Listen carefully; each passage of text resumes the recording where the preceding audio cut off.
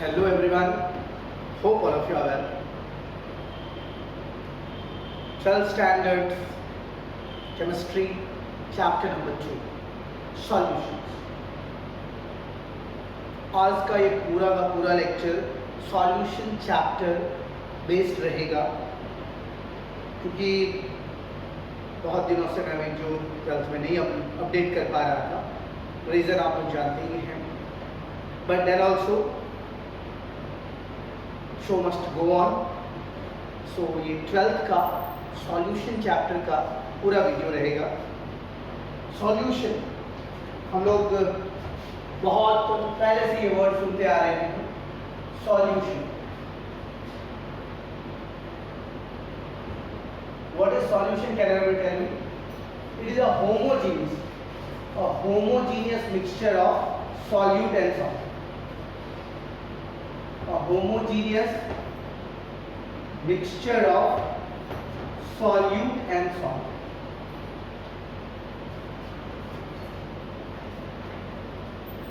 Solute और solvent का अगर हम होमोजीनियस मिक्सचर की बात करें तो इसको हम लोग सॉल्यूशन कहेंगे, right.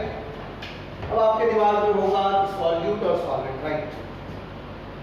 Homogeneous mixture of solute and solvent. Homogeneous का मतलब हो गया फिक्स्ड रेशियो में, यूनिफॉर्म रेशियो में.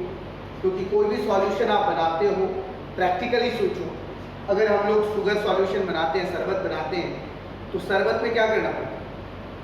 फिक्स्ड रेशियो में हम लोगों को पानी देना पड़ता है और फिक्स्ड रेशियो में हम लोगों को शुगर देना पड़ता है, ताकि हम उसको डिसॉल्व कर सकें और शुगर का सॉल्यूशन बना सकें. तो ये यूनिफॉर्म रेशियो जो है वो इसी के लिए मैंने यहाँ पे लिखा है होमोजीनियस मिक्सचर. तो यहाँ पर आप लोग जानते हैं कि हम लोग सॉल्यूट और सॉल्वेंट, सॉल्यूट को हम लोग सॉल्वेंट में डिसॉल्व करते हैं तो हमारा सॉल्यूशन, राइट. अगर आप सॉल्यूट को सॉल्वेंट में डिसॉल्व करोगे तो सॉल्यूशन. तो आपके दिमाग में क्वेश्चन होगा कि सर क्या सॉल्वेंट के जो स्टेट्स हैं वो अलग हो सकते हैं फिजिकल स्टेट्स? क्योंकि जनरली हम लोग जो पढ़ते हैं सॉल्वेंट जो है जनरली लिक्विड में, हम लोग बस इतना दिमाग में रहता है कि सॉल्वेंट मतलब लिक्विड. बच्चों तो मैं यही कंफ्यूजन आपका दूर करना चाहूँगा. यहाँ पर हम लोग ये सॉल्वेंट जो है तीनों टाइप्स के होंगे. अगर हम सॉल्यूशन के टाइप्स की बात करें तो सॉल्यूट और सॉल्वेंट. तो सॉल्वेंट जो है जिसमें हम सॉल्यूट को डिसॉल्व करते हैं वो आपका गैस हो सकता है.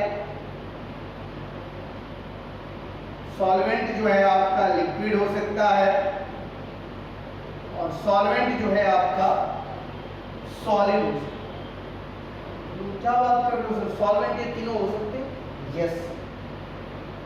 अब यहाँ पर आपको दिमाग लगाना है, ये हमारा तीनों स्टेट में अगर हम सॉल्वेंट के रूप में अगर हम गैस को लें, मतलब अगर हम सॉलिड को गैस में डिसॉल्व करें, अगर हम लिक्विड को गैस में डिसॉल्व करें, अगर हम गैस को गैस में डिसॉल्व करें. दूसरा वापस यहाँ पर हम लोग सॉल्वेंट के रूप में लिक्विड को ले रहे हैं.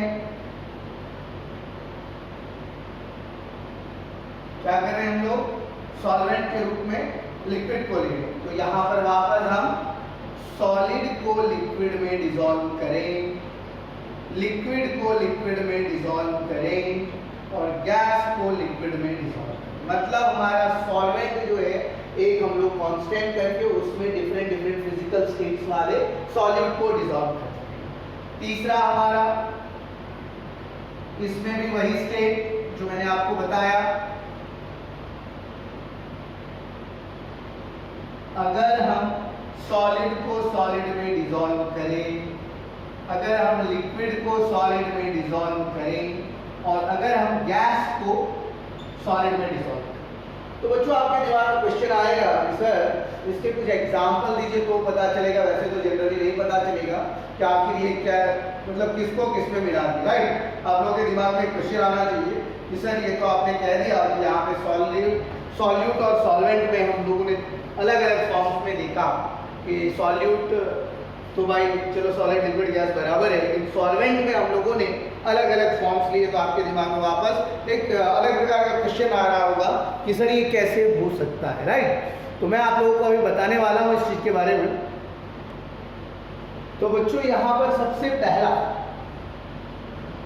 गैस में आप किस चीज़ को डिजॉल्व कर रहे हो?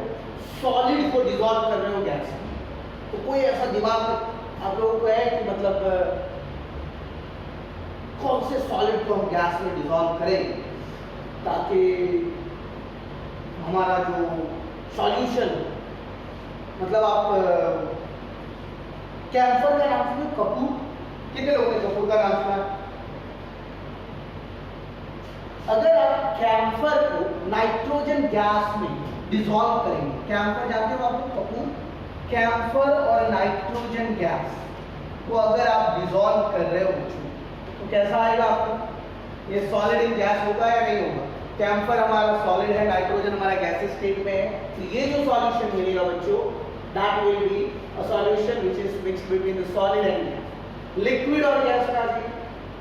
अब यहाँ पर इस गैस में आपको कोई लिक्विड मिलाना है बच्चों। गैस में गैस तो आप लोग जानते ही है भाई, एटमॉस्फेयर में बहुत सारे गैस है। ऑक्सीजन है, ऑक्सीजन में नाइट्रोजन मिला दीजिए, आपका एयर बन जाएगा, बराबर। वाटर है, आपको वाटर में नाइट्रोजन मिला दीजिए, ये आपका। दिमाग में आपका फिर से एक जोर क्वेश्चन आएगा, क्या सर दूसरे गैस को मिला सकते? बिल्कुल बच्चों, ये आपके ऊपर में, ये जो मैं टाइप्स ऑफ सॉल्यूशन बता रहा हूँ, कितने तरह के सॉल्यूशन हो सकते हैं। तो यहाँ पर सॉलिड को आपने गैस में डिजॉल्व किया, लिक्विड को आपने गैस में डिजॉल्व किया, गैस को गैस में। अब वापस आ जाओ सॉलिड, लिक्विड अब तुम्हारा सॉल्वेंट बन गया, लिक्विड के अंदर में तुमने सॉलिड को डिजॉल्व किया। जैसे जस्ट सपोज करो ग्लूकोज, ग्लूकोज जो हम लोग लाते हैं, ग्लूकोज को किसमें पानी में डिजॉल्व करते हैं या नहीं करते हैं? करते हैं, यस। तो हमारा वाटर जो है यहाँ पे सॉल्वेंट, और सॉलिड जो सॉल्यूट पार्टिकल है वो है ग्लूकोज। लिक्विड को लिक्विड में, इथेनॉल जानते हो, शराब, इथेनॉल को अगर हम वाटर में डिजॉल्व करें, right, if you dissolve ethanol into the water, so the solution will be liquid in liquid. अब आ जाओ गैस इन लिक्विड। यहाँ पर तुम्हारे दिमाग में वापस क्वेश्चन आएगा, क्या अगर हम कोई भी गैस को वाटर में डिजॉल्व कर सकते हैं? एक तो यहाँ पर तुम लोगों को मैंने दिखाया कि भाई वाटर के अंदर में अगर नाइट्रोजन गैस को डिजॉल्व करें तो क्या होगा। कोई भी चीज को अगर तुम यहाँ पे डिजॉल्व करना है, तुम्हारे ऊपर डिपेंड है कि तुम कौन से सॉलिड पार्टिकल ले रहे हो और कौन सा तुम सॉलिड पार्टिकल ले रहे हो। तो जैसे तुम यहाँ पर अगर ग्लूकोज बोला, यहाँ पे तुम सुक्रोज ले सकते हो, राइट, माल्टोज ले सकते हो, जो भी तुमको चाहिए। बस खाली याद रखना कि टाइप्स ऑफ सॉल्यूशन जो तुम बना रहे हो, वो टाइप्स ऑफ सॉल्यूशन में तुम्हारा सॉल्यूट और सॉल्वेंट का जो पार्टिकल है वो बराबर होना चाहिए, राइट। यस और नो? यस। अब आ जाओ, अगर तुम जैसे मैंने यहाँ पे गैस में बोला है, तो कोई भी गैस मिला दो। यहाँ पे जैसे मैंने ऑक्सीजन इन नाइट्रोजन दिया, बराबर, तो ये गैस में गैस था, लिक्विड में वाटर इन नाइट्रोजन दिया है। यहाँ पर जिस तरह से गैस में हम सॉल्यूट, उसी तरह से यहाँ पर लिक्विड में हम कर रहे हैं, तो लिक्विड में यहाँ पे डाल दो जो कुछ। जैसे मान लीजिए आप कार्बन डाइऑक्साइड गैस डाल रहे हैं, कार्बन डाइऑक्साइड गैस को आप इसमें डिजॉल्व कर रहे हैं बच्चों, वाटर में डिजॉल्व कर रहे हैं, तो ये आपका अलग होगा। अब आ जाइए सॉलिड में, सॉलिड में सॉलिड का जैसे कॉपर और गोल्ड, कॉपर और गोल्ड को मिलाइए तो ये आपका सॉलिड प्लस सॉलिड का सॉल्यूशन हो जाएगा। फिर वापस आपका यहाँ पर सॉल्वेंट पार्टिकल जो है बच्चों, वो आपका याद रखना, सॉल्वेंट पार्टिकल यहाँ पे आपका सॉलिड है, और बाकी जो सॉल्यूट पार्टिकल है वो सॉलिड, लिक्विड और गैस, बराबर। तो यहाँ पर कोई लिक्विड है जिसको आप सॉलिड में डिसॉल्व करो। अगर जैसे यहाँ पर गैस है, तो गैस में जैसे मान लो कि तुम्हारा पैलेडियम सॉलिड है, तो हाइड्रोजन प्लस पैलेडियम को अगर तुम डिसॉल्व करोगे H2 प्लस Pd, तो ये तुम्हारा गैस इन सॉलिड, क्योंकि सॉलिड में डिसॉल्व करो। लिक्विड इन सॉलिड की बात करो, कौन से लिक्विड को सॉलिड में डिसॉल्व करो, जल्दी बताओ उसका। अमलगम जानते हो, अमलगम मरकरी का जो होता है, वो अमलगम को अगर तुम डिसॉल्व करना चाहो तो उसमें मरकरी और सोडियम को डिसॉल्व करोगे तो ये अमलगम जो मिलेगा वो लिक्विड, जैसे मरकरी होता है बच्चों, तो that is mercury Hg plus Na। अगर तुम डिसॉल्व कर रहे हो, यहाँ पर Na तुम्हारा सॉलिड होगा, उसके अंदर में तुम मरकरी को डिसॉल्व कर रहे हो, तो ये जो तुम्हारा बनेगा उसको हम लोग अमलगम कहते हैं। तो ये बच्चों टाइप्स ऑफ सॉल्यूशन। अब ये सॉल्यूशन का जो कंसंट्रेशन कंसंट्रेशन वर्ड था, याद है आप लोगों को? कंसंट्रेशन, कितने लोगों को याद है कंसंट्रेशन? अच्छा बताओ कंसंट्रेशन कहते हैं किसको? What is the meaning of concentration? कुछ जो जनरल भाषा में मैं समझाना चाहता हूँ, उतना देखो डीप में जाओ, प्रैक्टिकली सोचोगे तो ज़्यादा समझ में आएगा। कंसंट्रेशन वर्ड का सिर्फ अगर हम यूज करें तो कंसंट्रेशन का मतलब हो गया अगर सॉल्यूट पार्टिकल आप इंक्रीज कर रहे हो सॉल्वेंट के अंदर में, तो आपका सॉल्यूशन का कंसंट्रेशन इंक्रीज हो गया। जैसे जस्ट सपोज करो हम लोग चाशनी बना रहे हैं, चाशनी जानते हो, चीनी की बूंद जिसमें हम लोग जलेबी को फ्राई करने के बाद जो चीनी के रस में डालते हैं, दैट इज कॉल्ड चाशनी, बोर जिसको कहा जाता है। अब यहाँ पर इस चाशनी में आपको पता है कि शुगर सॉल्यूट है और उसके जो पार्टिकल्स हैं सॉल्वेंट बहुत कम मात्रा में है और सॉल्यूट हम ज़्यादा मात्रा में डाल करके उसको बॉईल कर रहे हैं, उसके कंसंट्रेशन को बढ़ा रहे हैं। दूसरा एग्जाम्पल देखो, बहुत लोगों को कड़क कॉफ़ी पसंद होती है, राइट? कड़क कॉफ़ी मतलब देखना उसमें ज़्यादा मात्रा में कॉफ़ी डालते हैं, कम मात्रा में दूध, ज़्यादा मात्रा में कॉफ़ी डिजॉल्व करके। तो कंसंट्रेशन वर्ड्स जो है बेटा वो स्पेशली डिपेंड करता है number of solute particle. Number of solute particle आपका ग्रेटर हो रहा है मतलब कंसंट्रेशन आपका बढ़ रहा है। अगर नंबर ऑफ सॉल्वेंट पार्टिकल आपका ग्रेटर हो रहा है तो कंसंट्रेशन डिक्रीज हो रहा है।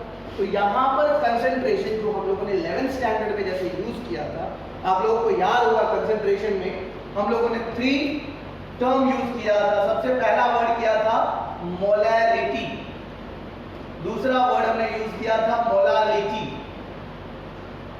और तीसरा वर्ड हमने यूज किया था नॉर्मेलिटी। ये 3 चीज हम लोगों ने पढ़ा था। अगर आप लोगों को याद होगा 11th स्टैंडर्ड का फर्स्ट चैप्टर, तो मोलैरिटी में हम लोगों ने पढ़ा था number of moles of solute by volume of solution in liter, that is called molarity. It is denoted by capital M. और अगर हम मोलालिटी की बात करें तो ये number of moles of solute by solvent in KG, जिसको small m से डिनोट करते हैं। और नॉर्मेलिटी की बात करें तो number of moles of solute dissolve in 1 litre of solution, उसको नॉर्मेलिटी की। तो ये तीनों कंसंट्रेशन टर्म से आया है। इसको आप इस तरीके से भी देख सकते हैं। अगर आपका ये जो टाइप्स ऑफ सॉल्यूशन है जो आपको दिख रहा है कि भाई अगर सॉल्वेंट तुम्हारा सॉलिड पार्टिकल में हो गया, अगर सॉल्वेंट तुम्हारा लिक्विड पार्टिकल्स में हो गया, अगर सॉल्वेंट तुम्हारा गैसियस पार्टिकल, तो उसके लिए हम लोगों ने यूज किया था W/W परसेंटेज। अगर हमारा सॉल्यूट भी सॉलिड पार्टिकल्स में है और सॉल्यूशन भी सॉलिड पार्टिकल में है तो W/W परसेंटेज। अगर सॉल्यूट हमारा सॉलिड पार्टिकल में है और हमारा सॉल्यूशन लिक्विड में एक्वस में है तो W/V परसेंटेज। और अगर हमारा सॉल्यूट भी लिक्विड में है और सॉल्यूशन भी लिक्विड में तो V/V परसेंटेज। तो ये तीनों टर्म्स के भी हम लोगों ने यूज किया था। और उसके बाद पार्ट्स पर million ppm, that is 10 to the power 6, इसके बारे में भी हम लोगों ने 11th स्टैंडर्ड में सीखा था। और एक जो सबसे ज्यादा इंपॉर्टेंट वर्ड था that was mole fraction. Mole fraction किसको कहते हैं बच्चों? What is the meaning of mole fraction? Mole fraction का मतलब हो गया, तुम लोग जानते हो कि सॉल्यूशन में सॉल्यूट और सॉल्वेंट के मिलने से सॉल्यूशन बनता है। तो सॉल्यूट के जो नंबर ऑफ मोल्स होंगे कैसे कैलकुलेट करेंगे हम लोग? Given mass by molar mass. Solvent का भी वैसे ही कैलकुलेट करेंगे, given mass by molar mass. तो वो जो Na अगर हम लोग सॉल्यूट को मान लेते हैं और Nb अगर हम लोग सॉल्वेंट के नंबर ऑफ मोल्स को मान लेते हैं तो हमारा मोल फ्रैक्शन का value XA is equal to Na by Na plus Nb हो जाएगा और XB is equal to Nb by Na plus Nb, right? तो इस तरीके से आप देख लीजिए कि किसको हम लोग मोल फ्रैक्शन कहेंगे और मोल फ्रैक्शन किस तरह से ये जो वैल्यूज है वो हम लोग दिखाएंगे। तो बच्चों अभी फिलहाल ये जो मैं इंट्रोडक्टरी पार्ट बना रहा हूँ सॉल्यूशन का, इसमें तुम लोगों को सॉल्यूशन क्या है, सॉल्यूशन के टाइप्स क्या है और सॉल्यूशन में हम लोग क्या सब निकाल सकते हैं। Molarity, number of moles of solute by volume of solution in litre. Number of moles of solute की बात करें तो given mass by molar mass से हम लोग number of moles of solute निकालेंगे और number of moles of solute को हम लोग n से डिनोट करते हैं, तो दैट इज n/V। और मोलारिटी की बात करें हम लोग तो number of moles of solute by solvent in kg, S in kg डाल दीजिए, सॉल्वेंट इन kg। नॉर्मेलिटी का कर दीजिए तो number of moles of solute by dissolving 1 litre of solution n by v कर दीजिए।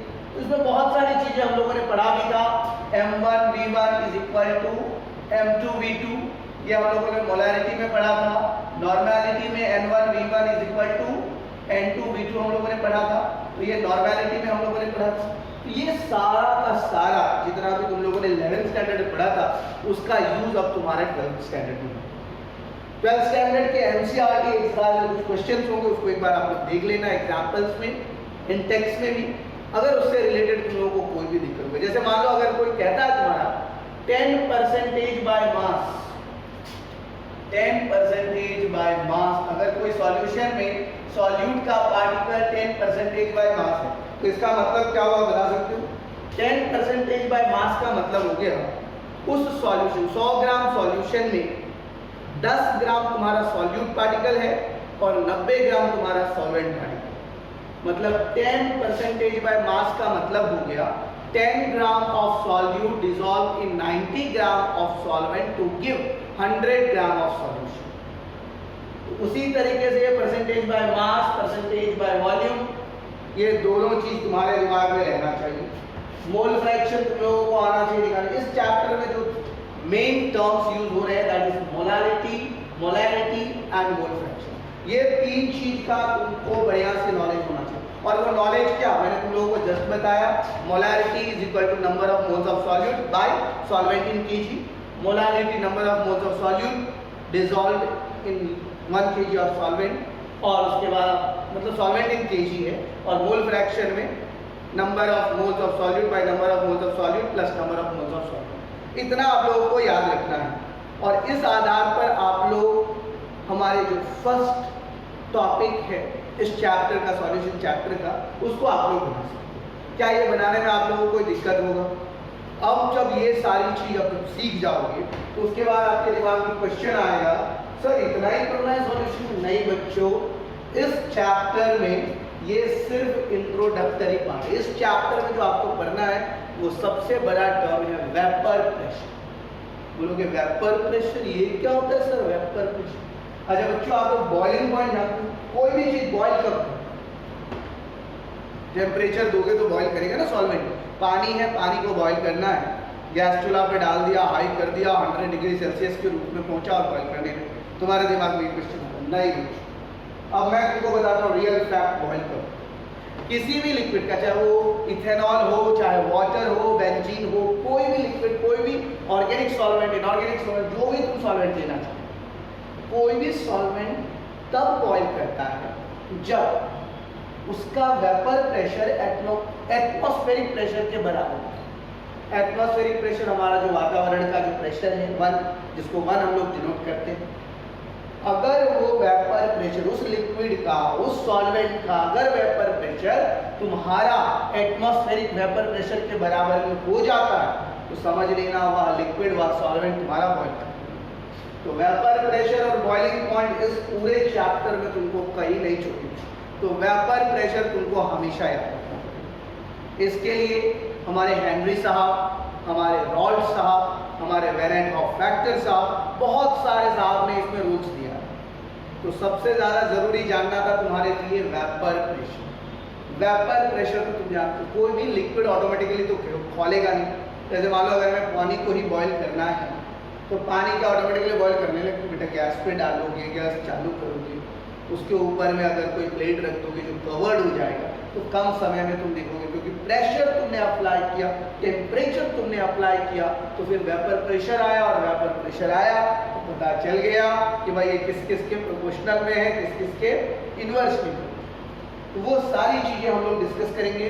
अगर आप लोग चाहे तो इसका एक स्क्रीनशॉट ले सकते हैं, अदरवाइज इसको एक लिख सकते हैं।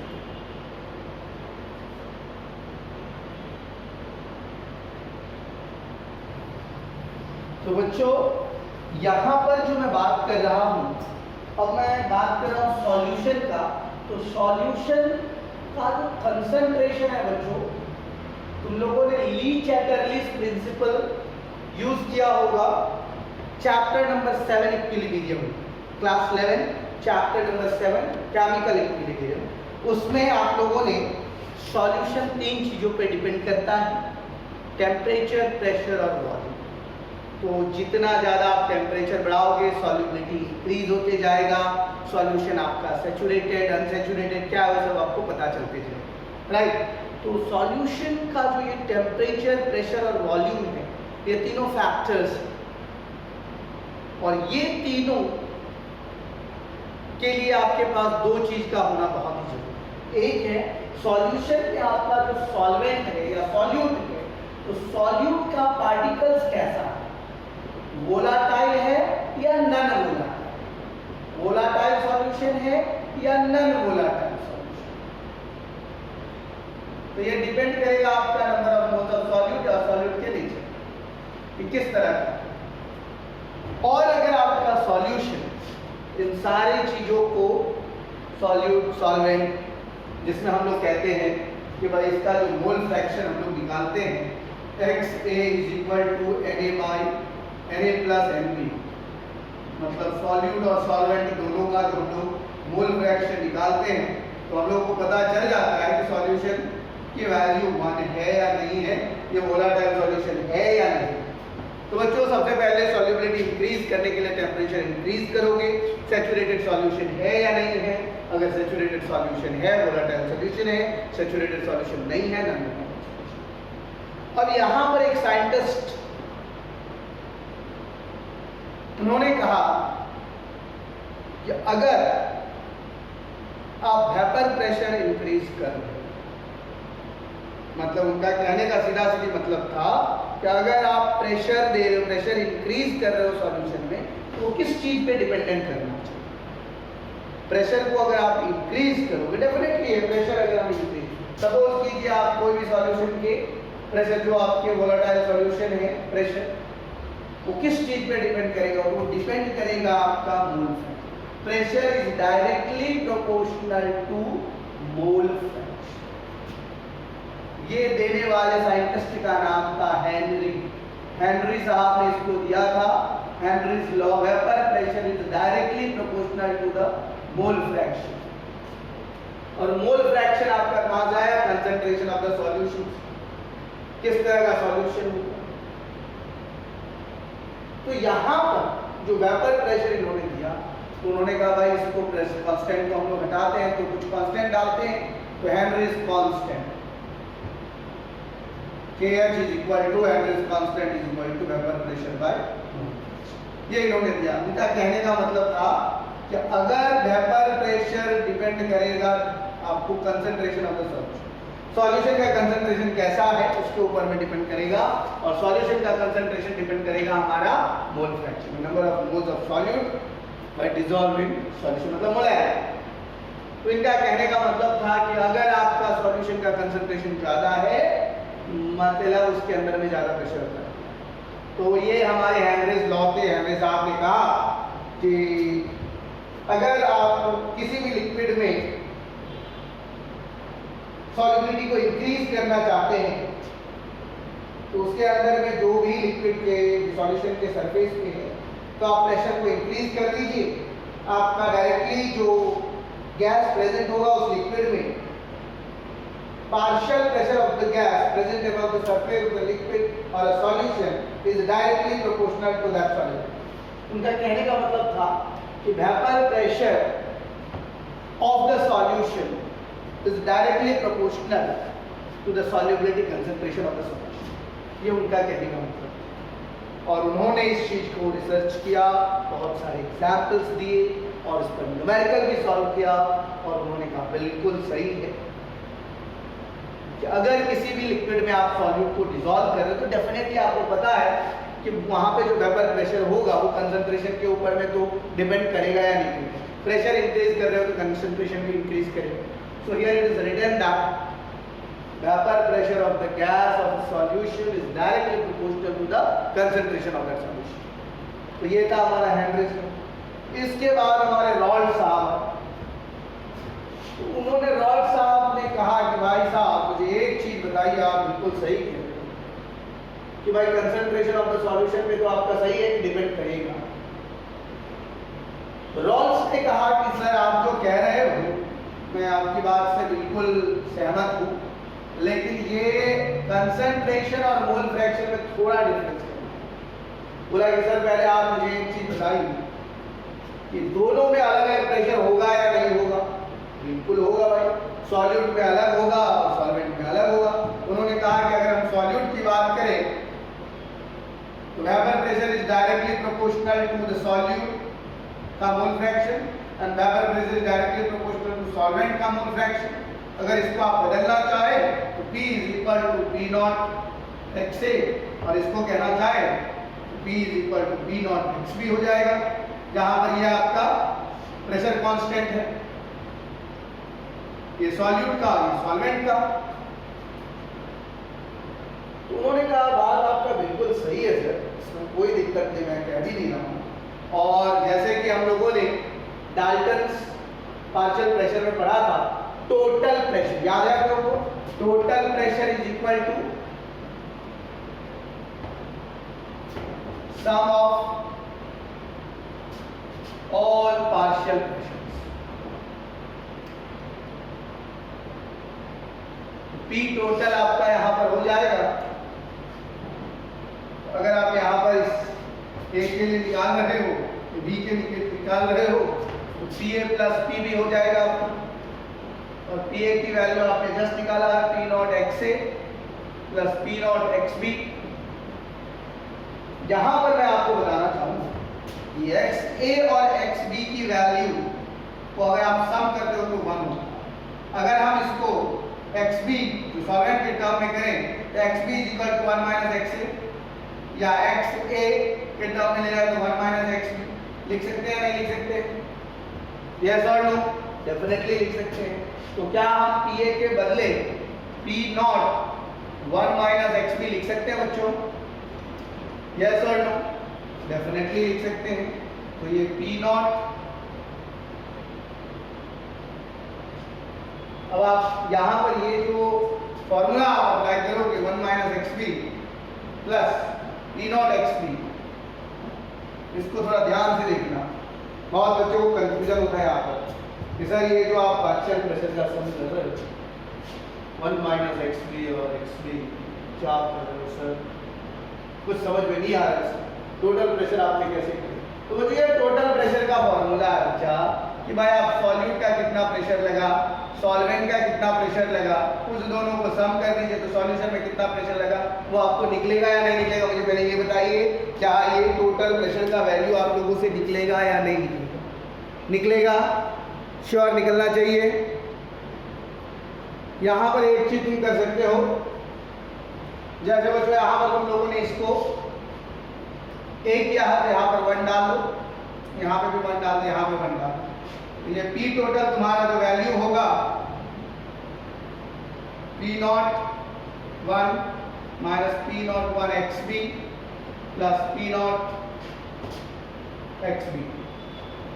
तो बच्चों यहां पर जो P टोटल की वैल्यू होगी P1 नॉट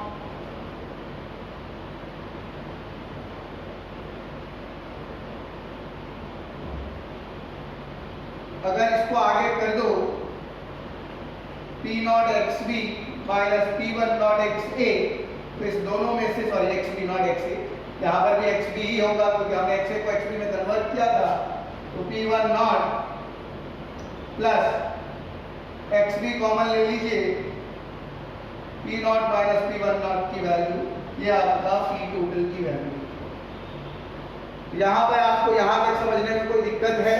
ये रॉल्स लॉ का टोटल वेपर प्रेशर का फॉर्मूला है, P total equal to P1 naught plus X2 into P1 minus P1 naught. तो ये वैल्यू आप लोगों को याद रख लेना है बच्चों, क्योंकि ये वैल्यू ही आपको काम देगा, बराबर? कोई दिक्कत? रॉल्स लॉ में स्क्रीनशॉट लेना चाहो तो तुम लोग ले सकते हो। अब तुम्हारे दिमाग में क्वेश्चन आएगा कि सर ये रॉल्स लॉ क्या होता है, बराबर? तुम्हारे दिमाग का क्वेश्चन गलत नहीं है बच्चों, लेकिन ये जो तुमने बनाया है यही हमारा रॉल्स लॉ है, जिसमें एक चीज और मैं तुम लोगों को बताना चाहूंगा यहाँ पर कि अगर हम बात करते हैं यहाँ पर तुम लोगों को चीज समझने में दिक्कत हो तो तुम लोग P1 P2 ले सकते हो, इसको P1 ले लेना, इसको P2 ले लेना, इसको X1 ले लेना, इसको X2 ले लेना। बहुत सारे टर्म में 1, 1 नॉट ऐसे करके भी यूज किया जाता है, लेकिन अगर समझने में दिक्कत हो बच्चों तो मैं क्लियरली कह रहा हूँ यहाँ पर इसको तुम लोग P1 P2 के रूप में लिख सकते हो। समझ में आया? मैं लिख देता हूँ ताकि तुम लोगों को समझ में आ जाए। यहाँ पर जैसे PA की वैल्यू थी तो इसको P1 और इसको P2 कर लो, बराबर। PA is equal to P1 naught XA plus P2 naught X2, बराबर। यस और नो? यस। तो यहाँ पर P1 नॉट XA के बदले हम लोगों ने 1 माइनस X2 लिख दिया था, यहाँ पर P2 नॉट X2 लिख दिया, फिर वापस यहाँ पर P1 not minus P1 not X2 plus P2 naught X2, बराबर। यहाँ पर P1 नॉट इसको आगे ले लो, P2 naught X2 minus P1 not X2, फिर वापस P1 नॉट इसमें से X2 कॉमन ले लिया तो P2 not minus P1 not, ये P1 naught plus X2 into, या फिर X2 को आगे कर देना P2 not minus P1 not into X2। ये तुम्हारा पार्शियल प्रेशर, टोटल प्रेशर जो है उसकी वैल्यू ये हो गई। क्वेश्चन में तुम्हारा P1 P2 की वैल्यू दिया रहेगा, मोल फ्रैक्शन तुमको खुद से निकालना होगा, इजीली वे में तुम निकाल सकते हो। इस तरीके से एक और मोल फ्रैक्शन की जो वैल्यूज होती है उसका तुम्हारा रॉल्स लॉ का एक अलग ही फॉर्मूला है, उसमें हम लोग लिखते हैं कि P1 is equal to Y1 into P total. P1 is equal to Y1 into P total. अगर तुम्हारा ये मोल फ्रैक्शन की जो वैल्यूज होती है ये फॉर्मूला सब लिख के नोटबुक में रखना, ताकि तुम वो क्वेश्चन जब बनाओगे, न्यूमेरिकल्स बनाओगे तो उस समय तुमको ये चीज समझ में आना। तो P1 is equal to Y1 into P total and P2 is equal to Y2 into P total. तो ये हमारा बच्चों रॉल्स लॉ तक यहाँ पर था। इन सम स्पेशल केसेस तुम्हारे दिमाग में वापस क्वेश्चन आएगा, सर यहाँ पर तो आपने कह दिया था P is equal to KH into X and P is equal to P naught into X। ये तुम्हारा हेनरीज लॉ हो गया, H लॉ, हेनरीज लॉ, और ये तुम्हारा रॉल्स लॉ। लेकिन बच्चों चाहे दोनों हमेशा बराबर होगा? बिल्कुल। Only in the special cases KH will be equal to P। Special case में याद रखना बच्चों, only in the special case KH is equal to P। मतलब हेनरीज लॉ, रॉल्स लॉ के बराबर में सिर्फ और सिर्फ स्पेशल केसेस में। इसके बाद वाले वीडियो में हम लोग क्वालिटेटिव प्रॉपर्टीज के बारे में पढ़ेंगे। जो क्वालिटेटिव प्रॉपर्टीज हम लोगों को किसी भी सॉल्यूशन में जो वेपर प्रेशर इंक्रीज होता है, जैसे मान लीजिए पानी है, पानी को आपने बॉईल किया, 100 डिग्री सेल्सियस पर पानी बॉईल हो गया, उसके अंदर में आपने शुगर के सॉल्वेंट को, नॉन वोलेटाइल सॉल्यूट को डिसॉल्व कर दिया। तो नॉन वोला सॉल्यूट डिसॉल्व करोगे तो भाई अब आपका जो बॉइलिंग पॉइंट था उसको इंक्रीज करना पड़ेगा, ना। जैसे मान लो यहाँ पर आपने सॉल्वेंट था, वाटर को बॉईल किया, 100 डिग्री सेल्सियस पर बॉईल कर दिया, अब उसके अंदर में नॉन वोलेटाइल सॉल्यूट डाल दिया, तो क्या वो बॉईल करेगा? बॉईल तो करेगा, लेकिन उसके लिए आपको टेम्परेचर को इंक्रीज करना पड़ेगा। ये जो आप टेम्परेचर इंक्रीज कर रहे हो, इसी टेम्परेचर को एलिवेशन इन बॉइलिंग पॉइंट कहा है। तो एक क्वालिटेटिव प्रॉपर्टी हम लोग एलिवेशन इन बॉइलिंग पॉइंट पढ़ेंगे, दूसरा डिप्रेशन इन फ्रीजिंग पॉइंट पढ़ेंगे, ऑस्मोटिक प्रेशर पढ़ेंगे, और सबसे पहले vapour pressure, lowering of vapour pressure. ये चारों जब हम पढ़ लेंगे, फिर उसके बाद एक वेरिएंट ऑफ फैक्टर्स जो ऑस्मोटिक प्रेशर से रिलेटेड है उसको हम लोग पढ़ेंगे। ये आपका समझ लीजिए लेक्चर 1 है। इसमें जो types of solution, Henry's law, Raoult's law, total pressure, concentration के terms, molality, molarity, mole fraction, इन सब चीज़ों को तैयार रखिए और इससे रिलेटेड आप लोग न्यूमेरिकल्स बनाइए। एनसीईआरटी में जो एग्जाम्पल्स है, एक्सरसाइज है, इंटेक्स्ट क्वेश्चन है, उसको बनाइए। इन सबसे रिलेटेड अगर कोई डाउट हो तो आप लोग कमेंट बॉक्स में कमेंट करें। आज के लिए बस इतना ही। नेक्स्ट वीडियो में हम लोग क्वालिटेटिव प्रॉपर्टीज के बारे में चर्चा करेंगे और उससे रिलेटेड सब कुछ सीखेंगे। That's all for today. Thank you very much. Don't forget to like and subscribe the channel. Share this video with your friends so they can be also benefited. Thank you very much.